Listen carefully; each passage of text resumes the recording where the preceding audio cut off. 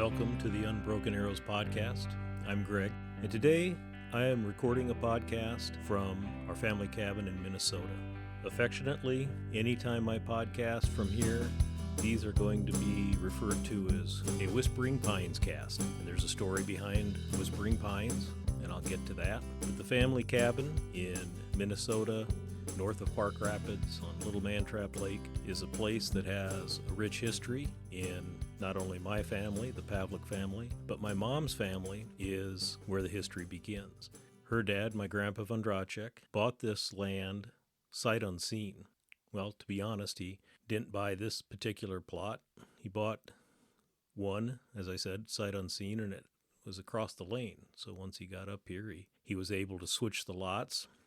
I guess he wanted to be on the eastern side of the point rather than the western side of the point. But today what I'm going to do is go through and reflect about my history of this cabin. And a few podcasts ago, I was talking with Linda Lovegren from Casting for Recovery, and I was reflecting then about our podcast on Broken Arrows, Healing Through the Hunt. And I made the realization that even though that is part of what we do and what we are trying to achieve with this podcast, to share with others our love for the outdoors, and I'm referring to Catherine and me, to share our love for the outdoors and to encourage everybody to get out and enjoy the outdoors.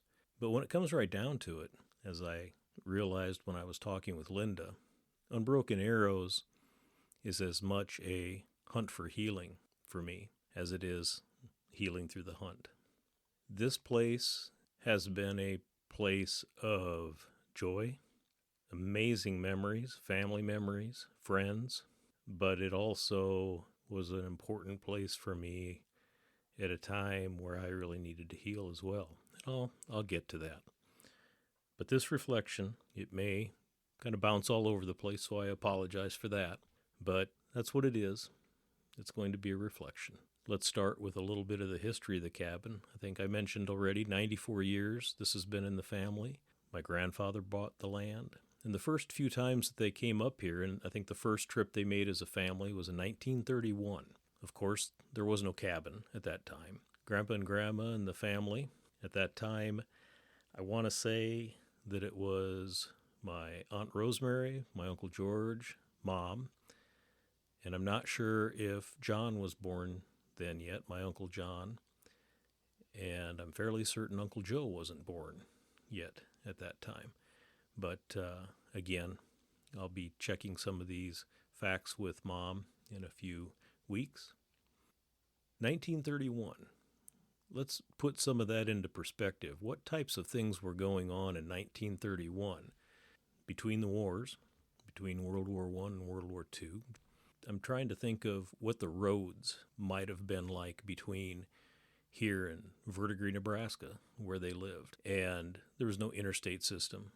I'm not sure how many roads were paved in any way, shape, or form. Most of them, I'm assuming, were gravel. From that time, 1931 on, each year, when Grandpa took vacation, this is where they came. I had a conversation with my mom, this has been a few years ago, but I asked her that question. How often did you come to the cabin? And she looked at me kind of funny, and she said, the first time I didn't go to the cabin was when your dad and I got married. So the George and Mamie Vondracek family took a vacation into the lake area of Minnesota every year. And to me, that's just, I don't know if I can comprehend that. What it took to load up, travel that distance at that point in time. And some of the pictures that we do have are just, amazing. Of course, they're all black and white. There's a song, country song out there that every time I see these pictures, they talk about a gentleman's life, and they're in black and white pictures, and the subject of the song says, well, you should have seen it in color. And I think of that all the time when I see these pictures.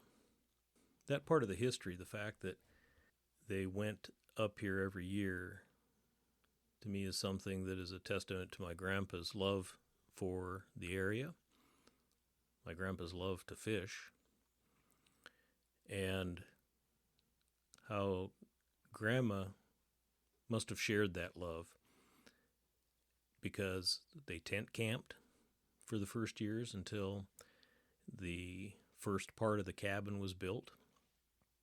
And I might add that the sun porch that I'm sitting at right now at the cabin is all part of several additions to the original cabin. So I'm not talking about, this is no lake home.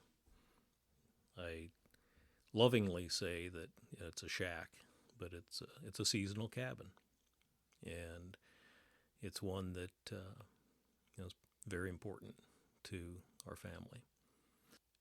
My history with the cabin is I feel a little bit left out at points in time because of my siblings, my sister Annie and brothers Dave, Pete, and Terry. I'm the only one that never ever made a trip up to the cabin with Grandpa. Grandpa died before my first trip up here. I did make one trip with Grandma Vondracek, and I'm really happy that I have that memory. Birth order being what it is, being the youngest of 5 kids, and my grandpa passing away when I was, well, it might have been the same year that he passed away. Now that I'm thinking about it, I think that's the case. He passed away in May, and that was during my kindergarten year. And I do believe that we maybe went either in May of '69 or I may be wrong on that. I may have to, again, do a little bit of research on that. But it was when I was 5 years old. And losing Grandpa was a big deal to me. And I guess that is one thing I wish that I could have had, is some memories of being up here at the lake with Grandpa. But that being said, we came up here quite often. My dad would take vacation and come up here, and he wasn't a big fisherman, but he would work on different projects that needed to be done around here. My memories of Mom fishing primarily was with a cane pole off the dock, and I'll be damned, she usually caught fish with that cane pole off the dock, and that was her method of choice. But we came up here quite a few years, and again, being the youngest, we only had one trip where all 5 kids and Mom and Dad and I, as a duck, just flew by. And so, Dave went off to college. He graduated in 1970, so Dave went off to college, and even though my mom's family made it up here every year, we did not. And Dad's work and vacation time and those kinds of things and projects at home didn't allow that. But the very first trip didn't start off well. I could remember us loading up in the Ford Fairlane station wagon and hitting the road, and it had a rumble seat way in back, and we had a dog. Sherman was my first dog, came along with us on that particular trip. But I do remember not more than, maybe 5 miles outside of Verdigris, between Verdigris and Niobrara, we hit a skunk. And I remember being so sick to my stomach with that skunk scent. And I think if I remember right, then I was sitting way back in the rumble seat because I was the youngest. But I think because I was getting nauseous, I think I got to sit up front then, and probably Terry had to sit in back because of that. But anyway, first trip coming up, and I can remember pulling up and listening to my siblings talk about what they were going to do and what they were going to see. And of course, I had no clue. I had no idea what we where we were going, or what things looked like. And one of the scary types of things that I remember was that Annie, my sister, said something about, "Gee, I hope we don't drive right into the lake." And that was something that always scared me, was, water over the road or whatever, and I didn't know if that was going to be the case. I also remember, though, again, being the youngest, I remember sometimes, maybe most of the times that I came up during my early teens, maybe even a little bit before that in terms of my age. I remember when I would come up here with Mom and Dad, and we'd spend a week or so. But again, some of those times, I will say honestly that I didn't really appreciate coming up here at that time, being the only kid in and around here. There weren't any other kids in the area. There's a couple of resorts on the lake, but no real interaction with kids there. During that age, it's just not cool to be with your mom and dad all the time. And so sometimes when we went to Minnesota, I probably didn't have the best attitude. So, Mom, I'm sorry if that is a memory of yours. It was still a good time. I remember a few times yet when, say, Annie and I would come up here when Annie was still home, and we weren't allowed to use the motor on the boat. We could row out and go fishing and those kinds of things. And then, of course, we got the idea that if we rowed the boat around the point and then start the motor, Mom and Dad wouldn't know, and we'd be able to get to different parts of the lake. But my guess is that they probably heard what we were doing, and as long as we didn't get ourselves in trouble, we were probably going to be okay. But those are times that I remember growing up and coming up here. But like I said, youngest of the family, I don't have a lot of memories of those trips as a family or with my siblings. Maybe that's a better way of putting it. Then, I guess, I was going into my senior year of high school. My mom's family decided that they were going to sell the cabin, and right before my senior year started in August, Annie and myself, Aunt Rosemary, and a friend of Annie's, we came up here, and Annie's friend and I fished, and Aunt Rosemary and Annie basically were packing things up that they thought the family wanted to keep because we were going to sell the cabin.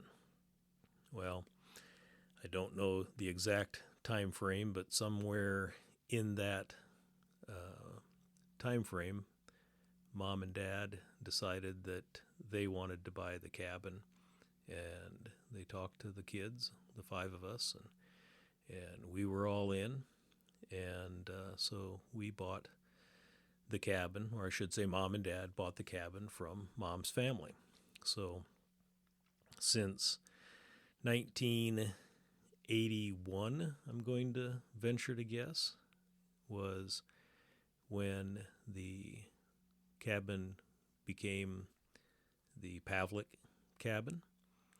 And then it might have been 1980, actually. And then in 81, that's when I graduated from high school. And that is also the year that Steve and Annie, my sister Annie and her husband Steve McManigal, were married. So they just celebrated their 43rd wedding anniversary. I traveled up here on this particular trip on my birthday. And so anyway, they were close together in terms of time. And then I do believe it was that August that Steve and Ann and Holly and I came up and spent almost 2 weeks with Mom and Dad. And Holly and I had just graduated from high school, and that was Holly's first trip here. It was one of those just kind of magical times. It was a lot of fun. we did a lot of different things. Took time to make a trip up to Canada. Did a lot of fishing. Did a lot of sightseeing. We just had a great time. It really was. It was one of those that you try to replicate, but those kinds of trips really are kind of a once in a lifetime type thing. And I'm glad we have those memories. A lot of pictures from that time. So I started college, and kind of getting up here was somewhat sporadic at that point in time, I think. And a couple of times we were able to come up between then, that would have been 81, and Holly and I were married in December of 84. And then we made some trips up here. We met Holly's sister Colleen and her husband John and their daughter Whitney. I think it was over Labor Day. We had a great time that time as well. Times after that, then again, were somewhat sporadic because of our jobs, going to school, and I guess I wasn't graduated from college yet at that time, but work schedule, and then just living life. Then after we were married, I don't know if I remember the very first trip after we were married, but I know that after we were married and before we had kids, several of our friends came up. The Holocheks came up a couple of different times. Eric and Kim Snyder came up. That was, I do believe, when I was probably, well, it spanned a time between when I was working and before I went back to college, and then while we were in college. So we made some trips there and had friends up, and again, great memories. And then Stacy was born, and Elliot, and we made different trips with them. I think Elliot's first trip to the cabin, he was born in March, and I do believe he came up in June, maybe. So only a few months old. And I know that wasn't easy for Holly. That was a trip also that was a special trip because Holly's parents, Doc and Barb, came up, and friends of theirs that were very close friends of theirs, Jack and Pat. They came up, and we were all up here together with my mom and dad, and Holly and I finally decided that I think that they're having more fun without us, so we decided to head back home to Omaha, and they did. There were a lot of stories that came from the time that the six of them spent together, and again, great memories, pictures of those things that can bring back those memories. And again, part of what we do and why we do the podcast is to create those memories and keep them as part of your mind.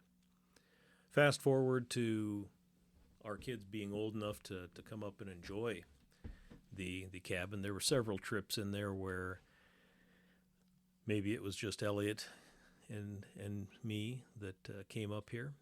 And then as the kids started to get older,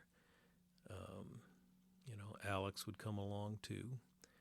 But in that time frame, their dad was diagnosed with prostate cancer, and his time spent up here decreased. And when he passed away, Sydney was just born, so Alex was about 3, I think, when Dad passed away. I remember the first trip up here after his memorial service, and that was just Alex and Mom, Grandma, Alex's grandma, my mom. And that was kind of a melancholy trip. I know it was for Mom. It was tough. I can remember Alex, we were sitting down to the table to eat, and Alex started slurping his soup, and he said, Grandma, this is how Grandpa used to eat his soup. And he'd slurp the soup, and Grandpa slurped. And Mom it was emotional for her, but bottom line is, my kids had those memories of their grandpa that I didn't up here at the cabin. Anyway, Stacy and Elliot and Alex would, but anyway, that's again part of those reasons why we do the things we do and try to make the memories that we can. But the kids all got older. Trey is our youngest, and there were several trips where the whole family plus sometimes friends came up here, and it was chaos, but it was fun. We bought a boat sometime within that time period, so that boat has pulled a tube on this lake many hours. As the kids got older, they wanted to try wakeboarding, so we bought a wakeboard while we were up here one time, and they took to it very quickly. And mind you, my boat is not a wake boat, so we kind of made do with what we had, our little 16.5-foot deep V Sylvan with a 50-horse Evinrude, and it provided plenty of fun, many hours of fun on the lake. We also had a Carlson family reunion. They stayed on a nearby lake, Boot Lake. Holly and my family, we stayed here, but they usually came over here and spent the day, and there were a couple of days that the only time I wasn't in the boat pulling somebody on a tube or a wakeboard was when I needed to fill up with gas.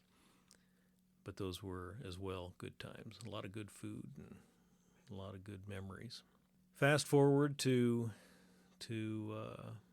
our time in Ogallala, which was western Nebraska. The trip from Verdigris here is about 8 hours, and then when we went to move to Ogallala, that changed to about 13 and a half, 14 hours, and it seemed like 2 days. Some of those trips we made were long trips, but we also got smart and started to go halfway. We'd stop in Verdigris maybe, or even on the way home we'd stop in Verdigris and kind of break up the trip, and that made a big difference. But then as we transitioned again to a different phase of our life, moved back to Omaha, and that's when Holly was diagnosed with ovarian cancer and passed away in November of 2019. I guess that's where I'm getting to with regard to the hunt for healing, because I started to think about my first trip up to the cabin without Holly. I started to think about what it was going to be like after she had died. And one of the things that was going on at that time, again, those of you that have listened to the podcast know that right after Holly died, a couple of months after, that's when the nation started to shut down with regard to COVID. And I won't go into my feelings about that, but I think based upon what I've talked about before, I think you know my opinion, but I will not digress. But I started to plan a trip to come up to open the cabin in the spring of 20, and I made the decision that I wanted to do that alone. My brother Dave was concerned. I think we need to come up, or I need to come up with you, or whatever. And again, I think that the cabin was calling me, and the Whispering Pines were calling me. And I need to go back to that, because I told you that this is a Whispering Pinescast, and I needed to explain that a little bit later, but it's not one of those, earth-moving stories. It's just that's what my grandpa Vondracek named it, Whispering Pines. When the winds blow through the trees, it sounds like they're whispering, and there are pines all around us, white pines, red pines, jack pines. The wind is often, blowing through those trees, and it does sound like a whisper. So the Whispering Pinescast, thank you, Grandpa Vondracek, for providing that name over 90 years ago. But the trip that I made in the spring of 2020 was, in reflection, a hunt for healing, because life had changed considerably for me, and the time that I spent up here was relaxing. It was reflective. It was tough. There were a lot of things that were triggers, a lot of tears, a lot of going through the photo albums of past trips up here and rekindling those thoughts. There are some diary entries that people wrote with regard to the trips, and to read some of those words, some of which Holly wrote, were healing. There were a lot of phone calls to my kids, friends, pictures, texts. That's when I really discovered Trampled by Turtles. So a lot of music was being played that was just, noise in the background, but I really developed a love during that time for that particular genre, Trampled by Turtles, bluegrass, a lot of different things that I normally did, like reading. I used to read maybe 2 to 3 books. I'd have 2 or 3 books going at a time, and my concentration was gone. I'd sit down to start a book, and when I put it down, I just didn't get back to it. So there were a lot of things changing for me at that point in time too. But this was, that time that I spent up here was what I needed at that time. And again, who do I have to thank for that? Well, Grandpa and Grandma Vondracek, and then of course my mom and dad for their desire to continue the history of the cabin and owning that. So I just celebrated my 61st birthday. My mom's baby, who's 96. My mom is 96 years old. My mom's baby is 61. And I'm here at this point in time by myself at this point. I drove up yesterday, like I said, and my wife Stephanie and 2 of her daughters, Mesa and Teresa, are on their way up. And a hummingbird just flew by the window and stopped and looked in. Oh, here it is again.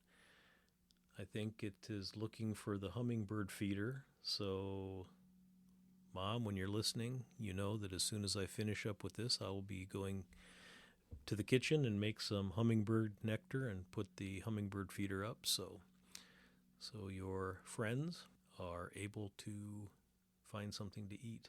But anyway, so Stephanie and the girls are on their way up. We're going to be spending some time up here and hopefully being able to fish a little bit. One of the things that I did do, I think it was about a year or so after Holly had died, I bought a Kawasaki mule. My mom named it Festus. Again, for those of you that are old enough to remember Gunsmoke, the reference to a mule is that Festus, that's what he rode. He didn't ride a horse, he rode a mule. And so Festus and I made numerous trips up here, and I discovered the UTV trail system that Minnesota has. It's very expansive. It's a wonderful way to relax and enjoy nature. And we upgraded to that was only a 2-seater, and we upgraded to a Polaris Ranger Crew here this past January. So we had more seats to bring more people along with our rides. So the Ranger is up here. The kids, Catherine and Teresa, I do believe, have named this ranger Ranger Rick, which is appropriate as far as I'm concerned. But anyway, so we plan on taking Ranger Rick out on the UTV trails this trip. My nephew built the trailer for my UTV, nephew Eric, and his company All Star Trailers, and it's a lure trailer that he made. And he also made some custom kayak carriers for that trailer. And so not only did I pull the UTV up, I also brought 2 of our kayaks, and that's one of the things that I really enjoy, and Stephanie too. We really enjoy just very quietly and slowly just moving and paddling along the shore. There's so much life, so much to see, the fish in the weeds, and you can get places in kayaks that you can't get by boat. So that's one of the most relaxing things to do up here. And of course, we do probably have a few cold beverages that we are able to access while we are doing that. So it's an enjoyable time. I probably use the kayaks more for just paddling around and observing nature than I do fishing, but I do plan on getting out there and doing some fishing from the kayak. And again, like I said, you get to some places that you can't get to in a boat. So anyway, my ramblings of the very first Whispering Pinescast is about to end. I do plan on recording several podcasts while I'm up here. Like I said, I just wanted to sit down this morning and while it's quiet and listening to the birds, and the loons woke me up this morning. And I hope to be able to record some more loon calls and send them to my son Trey and see if he can incorporate some more music. Thank you for some of the feedback that people have given to us about the music, and when we change it up, you have said that you like the loons and you like the music that we have. And again, that's all thanks to Trey and his abilities and his talent in making that music and performing it. And at Pav Made It is his Instagram, and you can go out and check that out anytime. So anyway, I guess what I'll do at this point is sign off. Just reminding everybody that may be listening, the world is a better place with you in it. And sometimes healing can come from times where you're able to sit, reflect, and meditate. And don't think that that's not something that is healing as well. And life moves by pretty quick. The 61 years that have gone by for me, blink of an eye. There's periods of time that we're so busy with living life in our 30s that Holly and I talked about that quite often. You just don't remember some of those things that are happening. Sometimes the kids will start telling a story, and boy, I just don't have a memory of that. And it's not that I have a bad memory; it's that there are so many things going on. So Stephanie says the same thing. The life goes so fast, and I don't feel any different. I don't feel any older. Mom said the same thing when I talked to her on my birthday. She said, "I'm 96, but I still feel mentally like I'm much younger, and that's the way I feel too." So, age is a state of mind. But again, just remember, take some time for yourself too, and take some time to reflect. As I said to all of you, the world is a better place with you in it. And if you need that support, if you're struggling mentally, if you're having thoughts of suicide, call 988. Reach out to a friend. Do something, but don't be silent for the third time. The world is a better place with you in it. So take time to get outdoors. Allow it to help you heal. That's what I'm doing today. So, on behalf of Catherine and me, until next time.